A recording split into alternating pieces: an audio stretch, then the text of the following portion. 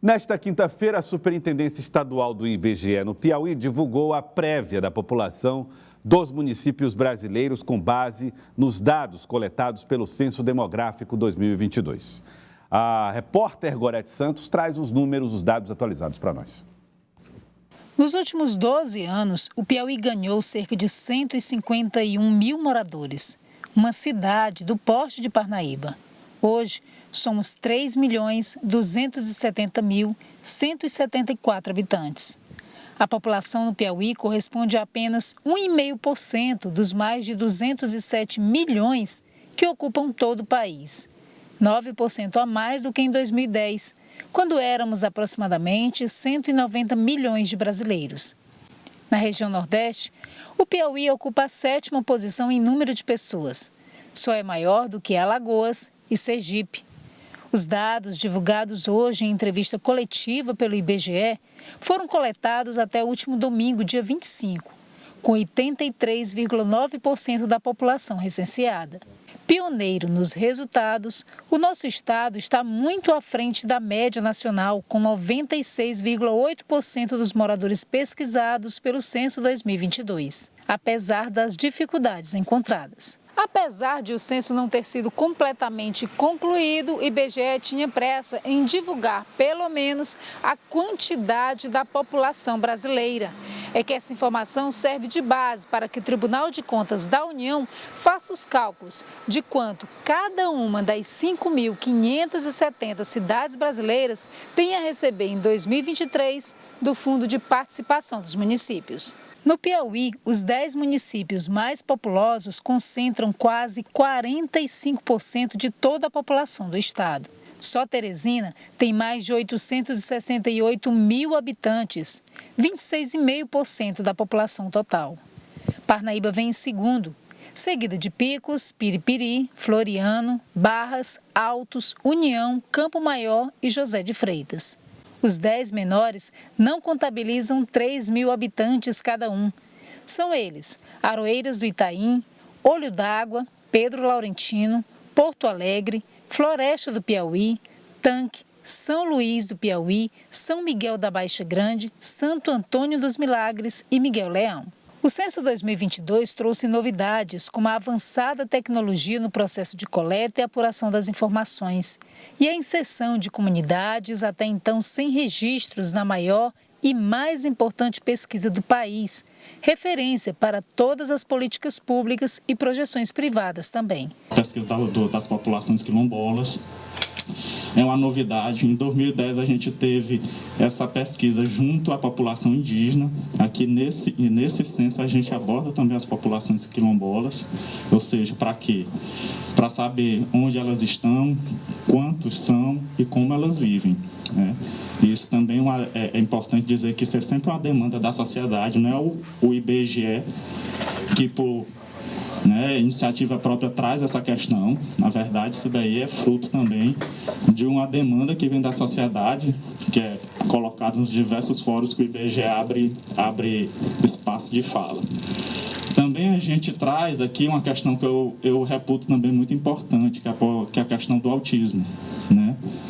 Nesse censo aqui também a gente vai investigar essa população de autistas. A previsão é de que o censo completo só seja divulgado em março do ano que vem. Até lá, o trabalho agora é para correr atrás de quase 16% da população ainda não recenseada no Brasil. No Piauí, falta muito pouco, mas fica o chamamento para que ninguém fique de fora. É só ligar 137 gratuitamente. Funciona o serviço todos os dias da semana, de 8 às 21h30. É um serviço inovador e que vai possibilitar que toda a população responda ao censo, de modo que esses dados reflitam a realidade brasileira com a maior fidedignidade possível. Livaldo Barbosa, nós não estamos falando de uma pesquisa que faz aí uma projeção de quantos brasileiros ou quantos piauienses existem, qual é a população mais ou menos de Teresina, não.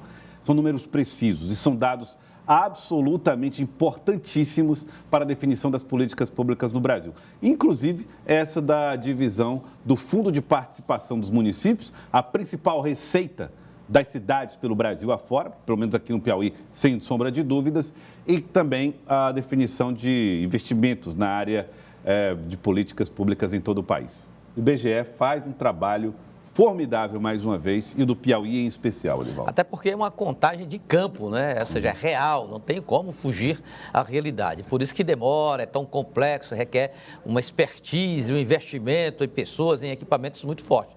Parabéns, está o IBGE, por estar nessa fase do censo demográfico, atingindo quase 96% de todo o trabalho a ser projetado, e o Piauí indo muito bem, é o estado que mais avançou nessa contagem da população. E quanto ao FPM, o FPE, são indicadores importantes, por isso é que o IBGE teve que enviar logo, ainda que não tendo os 100% concluídos, Joelson, para o Tribunal de Contas da União, porque são fundos obtidos através de duas fontes, o imposto de renda e o IPI, que é o Imposto sobre Produtos Industrializados. Agora, a distribuição é que precisa desse indicador, que é a população. Então, o TCU precisa dessa base de dados agora para poder fazer a projeção para o ano de 2023. Então, os municípios que recebem menos são aqueles que têm um índice menor, 0,6, população menor.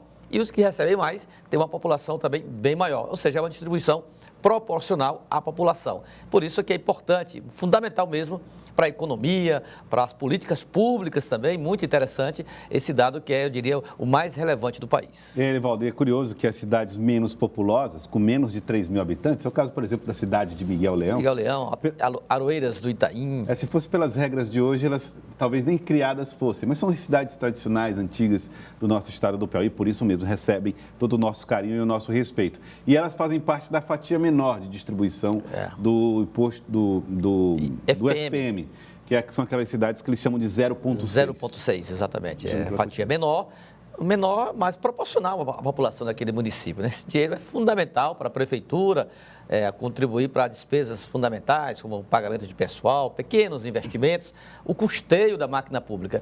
Em muitos municípios, como você até fez referência, Joelson, o FPM representa a principal receita, porque a atividade econômica é muito debilitada, a arrecadação de ICMS praticamente não existe, depende dos repasses de verbas da União ou repasses que são obrigatórios, como é o FPM, ou através das emendas parlamentares, da habilidade das gestões de buscar os recursos para viabilizar os municípios e as gestões. Edivaldo Barbosa, dia 1º de janeiro, domingo, a partir das 7h30 da manhã, a solenidade de posse de Rafael Fonteles como governador do estado do Piauí. A solenidade vai ter 2 momentos.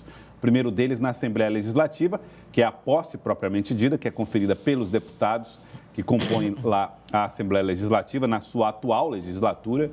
Na sequência, a transmissão do cargo, que acontece no Palácio de Karnak, quando ele vai receber de Regina Souza a faixa de governador do estado do Piauí. Um momento importante, Edivaldo Barbosa, e histórico para Rafael Fonteles, jovem de 37 anos que chega ao governo do estado do Piauí, importante para o Partido dos Trabalhadores, que faz a sucessão desde 2003. É verdade. A primeira sucessão foi em 2005. 2006, né? Eleição de 2006. Aí em 2010 elegeu um aliado do PSB, o Wilson Martins, depois ocorreram aí rompimentos, divergências, mas mesmo assim, na continuidade de Wilson Martins, assumiu Zé Filho pelo MDB, o PT fora totalmente do governo, mas disputou a eleição em 2014 pela oposição e retornou ao poder. Mas foi o PT que garantiu a eleição de Wilson Martins 4 anos antes. Sim. Por isso que faz sentido a sua observação, que desde 2002, o PT participa e vence eleições estaduais no Piauí. E aí o Rafael Fonteles, a posse acontece às 7h30 da manhã, Edivaldo Barbosa, com cobertura da Cidade Verde. Com certeza. Você vai acompanhar todos os detalhes da posse, na Assembleia Legislativa primeiro. Lá, o governador Rafael Fonteles vai, como governador do estado, empossado, fazer o seu primeiro discurso, o seu primeiro pronunciamento. Há uma expectativa muito grande do que ele vai falar, do que ele vai apontar para o Piauí, na sua gestão, no primeiro ano, nos primeiros atos e também numa visão mais estratégica dos 4 anos da gestão de Rafael Fonteles. E na transmissão de cargo, é um momento mais festivo, digamos assim, de mais integração com a governadora que deixa o mandato, mas vai compor o governo na área social e Rafael Fonteles que chega lá com o seu secretariado, com toda a sua equipe lá no Palácio de Karnak. O secretário de governo Marcelo Noleto, que ele vai Seu primeiro empossado. ser o primeiro empossado, nomeado, e a partir daí as nomeações para todo o primeiro escalão. Há informações também da futura equipe que Rafael Fonteles, Joelson, já deve reunir a equipe administrativa na primeira semana da gestão, da nova gestão no Palácio de Karnak. Porque domingo, terminada essa parte aí, ele embarca com Regina Souza, Wellington Dias e outras lideranças políticas do Partido dos Trabalhadores para Brasília, para acompanhar à tarde, no começo da tarde, a cerimônia de posse do presidente Lula no Palácio do Planalto. Mas, no retorno, na segunda-feira, as posses nas secretarias e lá para o meio da semana há uma expectativa de Rafael Fonteles já reunir toda a equipe empossada para definir as primeiras diretrizes na execução ou à frente do Poder Executivo Estadual. É curioso, Elivaldo, porque nas outras coberturas de posses que a gente já fez aqui, a gente ficava naquela expectativa e atentos, né, os repórteres, para saber quem são os nomes dos secretários do governo, de Wellington Dias e tal. Dessa vez não vai ser assim. Todo mundo já sabe quem são os secretários, agora vai ser só realmente as nomeações, né? Ah, lógico, é só a formalização, todos já definidos durante a transição e agora a posse do governador, do secretário de governo, do vice-governador Temístocles Filho, ou seja, o MDB, uma dobradinha com o PT, e aí a partir de segunda-feira, eu imagino, em cada pasta a ser ocupada, mesmo sendo, eu diria assim, um governo de continuidade administrativa, mas mesmo assim gera uma expectativa dos novos gestores, alguns com aquele remanejamento, dirigir uma pasta, passa a dirigir outra, e seguramente vai gerar aí muita notícia, muita informação na semana que vem, Joelson. Verdade, Elivaldo. Muito trabalho, inclusive, de cobertura, e você acompanha aqui na TV Cidade Verde. Elivaldo, pronto para 2023, Elivaldo? Com certeza, Gelson. Pronto, informa e vamos em frente. Terminamos o ano de 2022 com muitas realizações, plenamente atendidos, desafios superados, enfrentados. Estamos com toda a disposição, com toda a equipe da TV Cidade Verde, todos os setores prontos para os desafios do ano que já estará chegando em nossas vidas.